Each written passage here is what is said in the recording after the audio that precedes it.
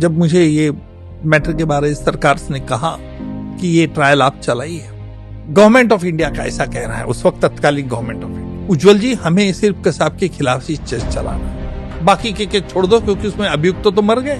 उनमें से एक मिनिस्टर साहब का कहना था, मैं नाम नहीं लूंगा, सिर्फ कसाब की केस चलाओ, कसाब की केस जल्दी चल जाएंगी तो जल्दी खत्म हो जाएंगी ट्रायल, 2 महीने में कसाब का नतीजा आ जाएगा, क्योंकि अगर तुम पूरे ट्रायल इकट्ठा चलाएंगे तो उससे फायदा क्या, उसमें तो अभियुक्त तो मारे गए हैं। मैंने उनको कहा 10 आतंकवादी कहां से आए, क्यों आए, किसने भेजा इनको, क्योंकि हमें दुनिया को बताना है कि इसके पीछे कौन है 26/11 के। अगर हम सिर्फ कसाब के खिलाफ ही केस चलाएंगे तो हम साजिश कैसे साबित कर सकते हैं। बाकी के अटैक हुए वो भी केस चलाइए, साथ में हम सिंगल चार्जशीट दर्ज करें। 7 महीने के अंदर हमने एक केस खत्म किए, 8 महीने के अंदर में हमारा पूर्ण आर्गुमेंट हो गया। 26/11 के आतंकी हमले के बाद दुनिया ने पहली बार विश्वास रखा कि पाकिस्तान में इसकी साजिश हुई थी। और अगर वो सिंगल केस होता तो नहीं, फिर दुनिया को नहीं पता चलता।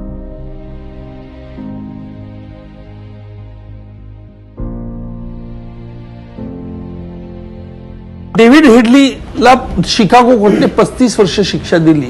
मी आमच्या पोलीस आयुक्तांना, तत्कालीन पोलिसांना सांगितलं डेव्हिड हेडलीचा पुरावा घ्यावा लागेल। पोलीस अधिकाऱ्यांचं मत अगदी निगेटिव्ह होतं की हे शक्य होणार नाही, डबल जिओपार्डी आहे, त्याला त्या गुन्ह्याकरता शिक्षा झालेली आहे, मग पुन्हा आपण त्याला याच्यात आरोपी कसं करणार। त्यांना समजून सांगितलं की मला त्याचा उपयोग साक्षीदार म्हणून करायचा आहे। ही घडलेली घटना मी सांगतोय। काही लोक आपल्या लाल फितीच्या बाहेर जायला तयार नसतात।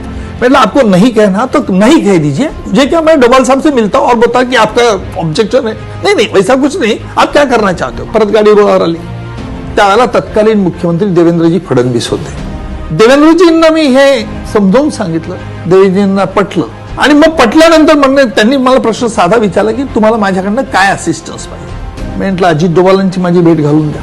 त्यांनी लगेच चक्र फिरवली, 2 दिवसात माझी अजित डोभालांची भेट झाली आणि मग मी त्यांना सांगितलं मला त्याचा एव्हिडन्स घ्यायचा आहे। ते म्हणे ठीक आहे, ले लो। हे एकदा ठरल्यानंतर मी अमेरिकेला गेलो।